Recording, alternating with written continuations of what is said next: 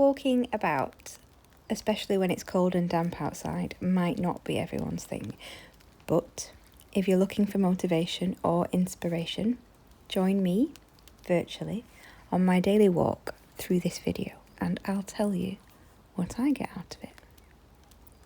Moving your limbs, expanding your lungs, exposure to daylight and fresh air is good for our physical health, our fitness, our mental health, maintaining our circadian rhythm. We know all that. I spend at least an hour, sometimes 3, outside every day, and it's not just because it's good for me. It's because I enjoy it so much, I'm almost addicted to it. No, I am addicted to it. Today, the temperature is -1. Visibility is low. It's slippery underfoot and melting snow is dripping from the trees and it feels like rain until later this does turn into rain. It's not the kind of weather that inspires you to get outside.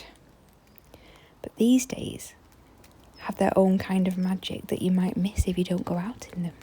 Not least for the simple act of gratitude. I am grateful that I have warm clothes to wear, that afterwards I can go home to a warm house and have the best cup of tea of the day. Would I have been so conscious of these small blessings if I hadn't experienced a bit of discomfort? I suspect some of you are still not convinced.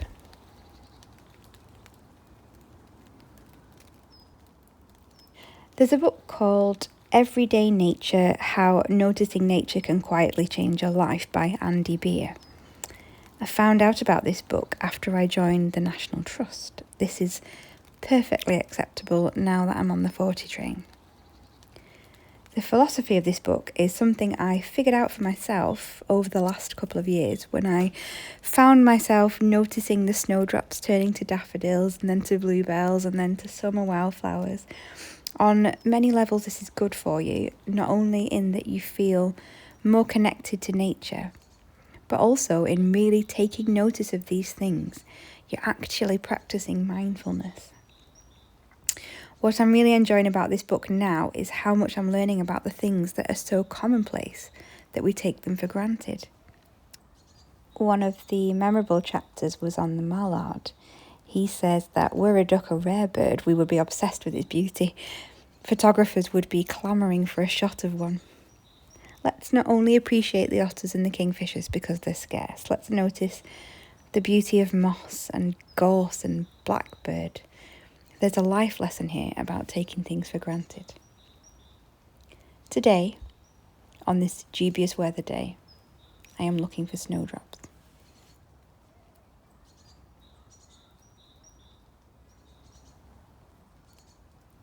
I'm also hoping for deer, so I have stopped to check out these tracks in the snow. I'm not sure whether that's a deer print or a sheep. It's not somewhere the sheep usually are, so I'm going to assume it's a deer. The next one is working out whether that is a dog or a fox. Apparently, according to Andy Beer, a fox print is more triangular and the tracks tend to go in a straight line, whereas dogs are all over the show. I should mention, I have a companion with me. The person I love most in the world.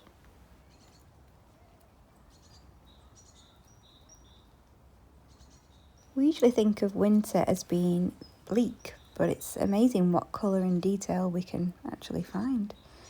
A nice bit of mint green here. I like to take photos, as anyone who knows me will attest. And just the camera on the phone you have with you will do. Here's a lovely bit of orangey brown. Being by water has its own calming effect. I can see some dog prints, definitely not fox, here on the ice. Looks like the ice held. I bet that dog got told off. Sometimes, even out in nature, as in life, we see things that make us sad that we can't necessarily do anything about right now, like this abandoned plastic sledge. There is nothing I can do about this right now, but there are other things I can do to make a small difference, like pick up a piece of litter. I actually have a reminder set on my phone every day And I challenge myself just to pick up one piece a day, even though sometimes there are overwhelming amounts. Just one piece a day. It's achievable.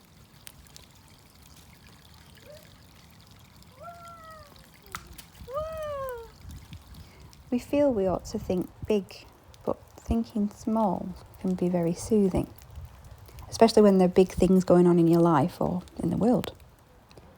Small pleasures like throwing a stone into the water, small gifts like a flower blooming in December, small accomplishments like navigating a tricky bit of terrain without falling over.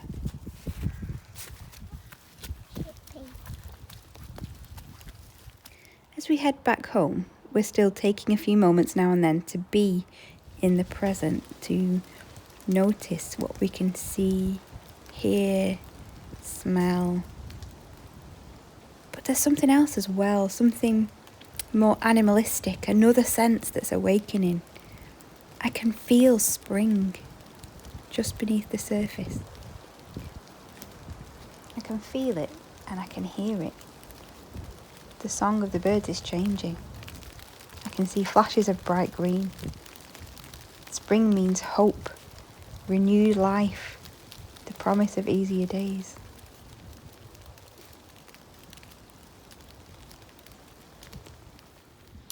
And there they are. There's something so magical in connecting with nature. It feels like a little treat. I'll feel happy about seeing those deer for the rest of the day. My hair's a little bit damp, but my heart is full. My body has let go of any tension it was carrying, and my mind is calm. I've experienced gratitude, mindfulness.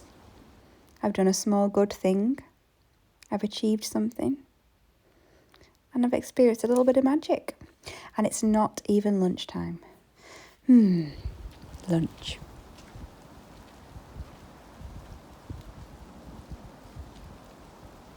I hope you've enjoyed this virtual walk with me. Probably if you've made it this far, you're interested in walking yourself. Perhaps you get something else out of it. Perhaps you like to push yourself to get your heart rate up. Perhaps it's your chance to catch up with a friend. Perhaps it's good thinking time. Perhaps you've not found out yet. Have a lovely day.